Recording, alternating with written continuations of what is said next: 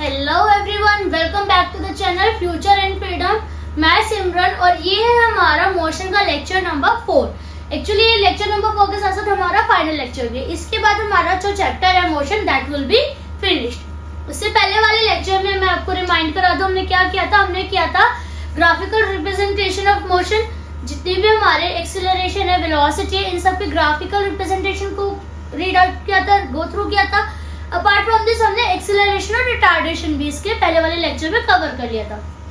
आज का जो टॉपिक है that will B calculation of velocity, acceleration, distance by graph. Graph की मदद से आपको कैलकुलेट करना है वेलोसिटी को, एक्सीलरेशन को और डिस्टेंस को। तो चलिए without wasting any time let's get start. तो पहला जो हमारा टर्म है वो है वेलोसिटी। पहले हम देखेंगे कि वेलोसिटी को कैसे कैलकुलेट करते हैं।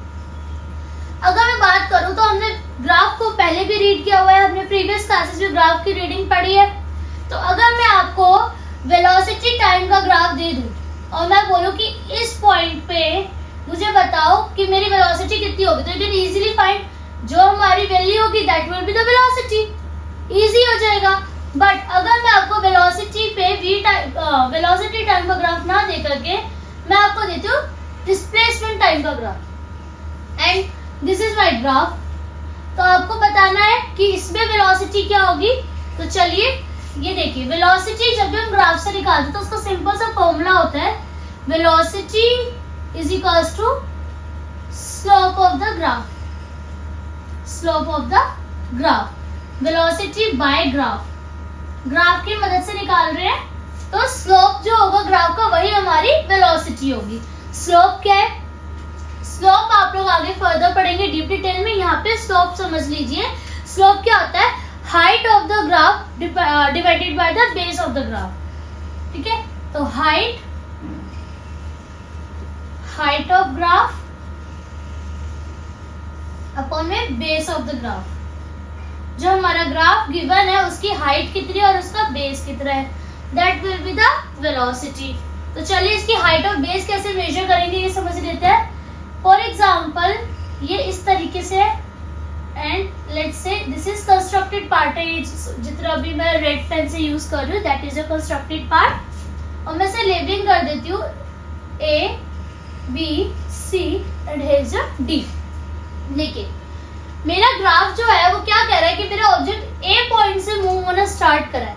तो जो इसकी इनिशियल पोजीशन है वो है हमारा ए पॉइंट। ए पॉइंट से सी पॉइंट पे गया तो जो उसका हाइट होगी that will be BC. Height जो होगी वो क्या हो जाएगी? बीसी, क्योंकि वो ए पॉइंट से स्टार्ट किया मूव कर रहा सी तक गया तो हाइट विल बी बीसी। और बेस क्या हो जाएगा? ए पॉइंट से बी पॉइंट तक क्या हो जाएगा आपका? A B. So when you put the values here, height कितनी है? बीसी और बेस कितना है? A B. तो that will be your velocity. ठीक है, ये हमारी क्या हो जाएगी? वेलोसिटी हो जाएगी। देखिए वेलोसिटी का फॉर्मूला भी अगर आप देखोगे तो क्या होता है? Velocity is equals to displacement upon time. Yes, velocity is equals to displacement upon time. तो डिस्प्लेसमेंट यानी कि हाइट और टाइम यानी कि बेस। तो डिस्प्लेसमेंट अपॉन टाइम की जगह पे हमने ले लिया है हाइट अपॉन द बेस। अब जब भी आपको ग्राफ गिवन होगा तो यहाँ पे कुछ वैल्यूज आपको गिवन होंगी।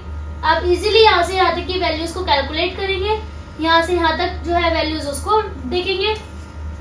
देखिए ना, यहाँ पे कुछ आपको वैल्यू गिवन होगी, कुछ वैल्यू आपको यहाँ पे गिवन होगी। तो जो वैल्यू यहाँ पर है वो निकालेंगे। यहाँ से आप इसकी क्या कर सकते हैं, हम लोग यहाँ से हाइट निकालोगे बीसी, टोटल में से ये वाला वैल्यू निकाल के, और ये आप निकाल लोगे यहाँ पे हाइट के बाद बेस ए बी। तो हाइट अपॉन बेस आपका वेलोसिटी यहाँ से कैलकुलेट हो जाएगा। ठीक है, कोई बहुत बड़ी चीज नहीं, बहुत सिंपल है। इट जस्ट कि इसको रट्टा ना मार करके ना आप लॉजिकली समझना। क्लियर है इतना? चलिए इसके बाद आता है सेकंड टॉपिक पे, that is your acceleration. Acceleration is also same. जैसे आपने वेलोसिटी को फाइंड आउट करा है, सिमिलर वे में आपको एक्सीलरेशन फाइंड करना है। एक्सीलरेशन में क्या होता है? एक्सीलरेशन सेकेंड है हमारा एक्सीलरेशन। देखिए एक्सीलरेशन का ग्राफ पढ़ते हैं एक बार हम, बी और T. I mean velocity upon time.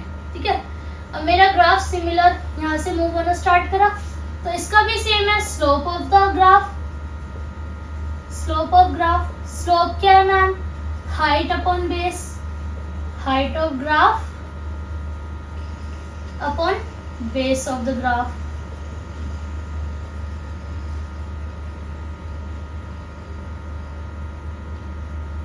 Height upon graph upon base of the graph. ठीक है, सिमिलर कंस्ट्रक्शंस यहाँ पे भी लेंगे हम। ठीक है, ए बी सी डी। अभी आप मुझे इसमें बताइए हाइट क्या होगी, सेम बी सी, और बेस क्या हो जाएगा मेरा ए सी। मेरा ग्राफ यहाँ से मूव होना स्टार्ट कर रहा है ना, this is my initial position, तो ये मेरा बेस हो जाएगा, और जो हाइट होगी वो मेरी इनिशियल से फाइनल पोजीशन तक की ही तो डिस्टेंस रहेगी। क्लियर? तो अब आप कहोगे मैम ये तो दोनों में सेम है, तो हाँ जी बिल्कुल दोनों में सेम है। तो मैम इसमें डिफरेंस क्या है? इसमें डिफरेंस ये है कि ये मेरा एक्सीलरेशन का है, और अगर मैं आपको वेलोसिटी का ग्राफ याद करूं तो वो है ये। अब देखो मैंने आपको बोला कि इजी है, स्लोप जो होता है वही हमारा वैल्यू को कैलकुलेट करके देता है। तो वेलोसिटी टाइम ग्राफ से जब आप वैल्यू कैलकुलेट करोगे तो आपका आएगा एक्सीलरेशन, एक्सीलरेशन, और जब आप डिस्टेंस टाइम से करोगे तो आपकी आएगी वेलोसिटी। ठीक है, बस इतना सा डिफरेंस है, बाकी दोनों को कैलकुलेट करने का तरीका सेम है, slope of the graph which is height upon base of the graph. Is it clear? चलिए आते हैं नेक्स्ट टॉपिक पे, which is distance by the graph. अभी डिस्टेंस को जब हम कैलकुलेट करेंगे तो उसका तरीका थोड़ा अलग है, आप उसको भी देख लीजिए कैसे करना है। थर्ड आता है आपका distance of the distance by the graph, distance by the graph. इसमें ना हमारा क्या है कि हमें कैलकुलेट करना है ग्राफ के थ्रू डिस्टेंस को, तो उसमें आप कैसे कैलकुलेट करोगे?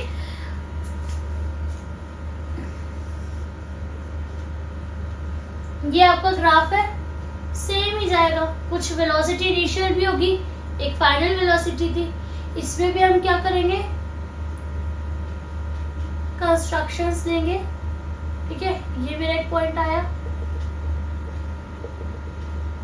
ये मेरा एक पॉइंट है, let's say A B C and D.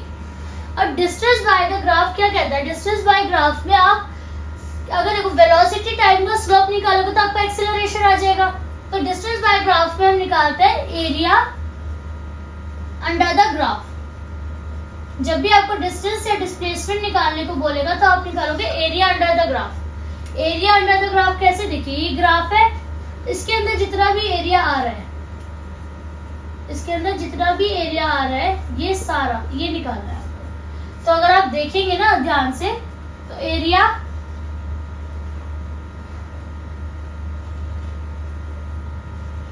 Of triangle A B C plus area of rectangle O A C D, O A C D, ये मेरा ओ है, ये ओ ए सी डी। तो जो ये मेरा ट्राइंगल बन रहा है ऊपर ये, प्लस ये जो मेरा नीचे रेक्टेंगल बन रहा है ये, इन दोनों का एरिया अगर मैं निकाल के प्लस कर दूंगी तो मेरा क्या आ जाएगा? डिस्टेंस आ जाएगा ग्राफ के थ्रू। तो एरिया ऑफ ट्राइंगल आपको आता है, एरिया ऑफ रेक्टेंगल आपको आता है, दोनों निकालो प्लस कर दो। या फिर इसके अलावा एक और तरीका है, आप चाहो तो डायरेक्ट निकाल दो एरिया ऑफ ट्रेपीजियम। ट्रेपीजियम कौन सा है ट्रेपीजियम? यहाँ पे O A B D, O A and B D. ठीक है, O A B D trapezium का एरिया निकालोगे तब भी आपका आ जाएगा, और ट्रायंगल और रेक्टेंगल का करके निकालोगे तब भी आ जाएगा, दोनों में वैल्यू सेम रहेगी। ठीक है, इतना क्लियर है? तो अभी ग्राफ के थ्रू अगर आपके पास कोई न्यूमेरिकल आता है तो आप उसको इजीली सॉल्व कर सकते हैं। तो चलिए यहाँ पे ये वाला टॉपिक खत्म होता है, बढ़ते हैं नेक्स्ट टॉपिक पे, that is the circular motion and also the last topic of the chapter. Circular motion ना बहुत ही कितना इंटरेस्टिंग लगता है मुझे।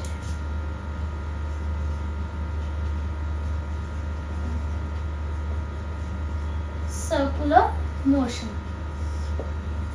ठीक है, सर्कुलर मोशन में क्या होता है, सर्कुलर मोशन कहते हैं कि कोई भी ऑब्जेक्ट जब गोल करके घूमता है, कोई भी ऑब्जेक्ट जब गोल घूमेगा तो वो क्या होगा, सर्कुलर मोशन में, उसको हम कहेंगे कि ये सर्कुलर मोशन में घूम रहा है। जैसे कि एग्जांपल अगर मैं लूं तो hands of clock best example. ठीक है, एग्जांपल हो गया हमारा हैंड्स ऑफ क्लॉक। जो क्लॉक है यानी कि घड़ी है, जो उसकी सुई है वो गोल गोल घूमती है, तो वो क्या है, हमारा सर्कुलर मोशन में है। Fan moving, I know moving fan, तो जो हमारा पंखा चल रहा है वो भी क्या कर रहा है, गोल गोल ही तो घूम रहा है, तो वो भी क्या है, हमारा सर्कुलर मोशन में है।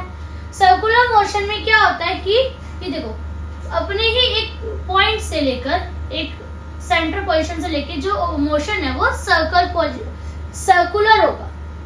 Is it clear? Circular motion centre position से जब कोई भी चीज गोल गोल गोल गोल घूमने जा रही है तो वो क्या होगी, सर्कुलर मोशन होगी। सर्कुलर मोशन में जो, अगर आपको कोई पूछे कि यहाँ पे कितना डिस्टेंस कवर करा,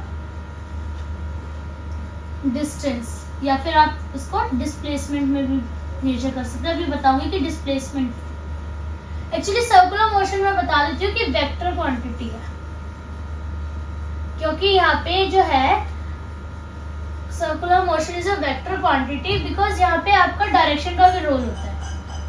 अभी अगर आप डायरेक्शन चेंज नहीं करोगे तो आप सर्कुलर मोशन में जा ही नहीं पाओगे ना, आप सीधे सीधे जा रहे हो, जब तक आपकी डायरेक्शन चेंज नहीं होगी तो आप सर्कुलर मोशन में नहीं आ पाओगे।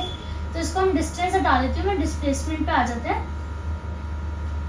ऑल्सो दिस डिस्प्लेसमेंट क्या होगा, अगर डिस्प्लेसमेंट यानी कि वो इस पॉइंट पे शुरू करा तो वो क्या करेगा, यहाँ से यहाँ तक, यहाँ तक, यहाँ तक, यहाँ तक, यहाँ तक, यहाँ तक, यहाँ तक जाएगा। अब डिस्प्लेसमेंट क्या होता है, shortest distance between initial and final position. ठीक है, तो इनिशियल और फाइनल पोजीशन का शॉर्टेस्ट डिस्टेंस तो यहाँ पे 0 हो जाएगा, क्योंकि मैंने आपको बताया था डिस्प्लेसमेंट क्या होता है, जिस पोजीशन पे मैंने शुरू करा है मैं अगर उसी पोजीशन पे आके रुक जाऊंगी तो मेरा डिस्प्लेसमेंट क्या हो जाएगा, 0 हो जाएगा। तो सिमिलर केस है ना, सर्कुलर मोशन जहां से शुरू कर रहा है वहीं आके रुकेगा, तो डिस्प्लेसमेंट क्या हो जाएगा, 0 हो जाएगा। और डिस्टेंस क्या हो जाएगा यहाँ पे, 2πr, क्योंकि एक पैरामीटर हो जाएगा ना, पैरामीटर ऑफ द सर्कल, एक पूरा रोटेशन लिया, कंप्लीट राउंड लिया है, तो डिस्टेंस मेरा हो जाएगा 2πr, डिस्प्लेसमेंट मेरा हो जाएगा 0। इसके अलावा सर्कुलर मोशन की जो खास बात यह है कि circular motion is always accelerated. Circular motion आपको हमेशा एक्सीलरेटेड रहता है। क्यों?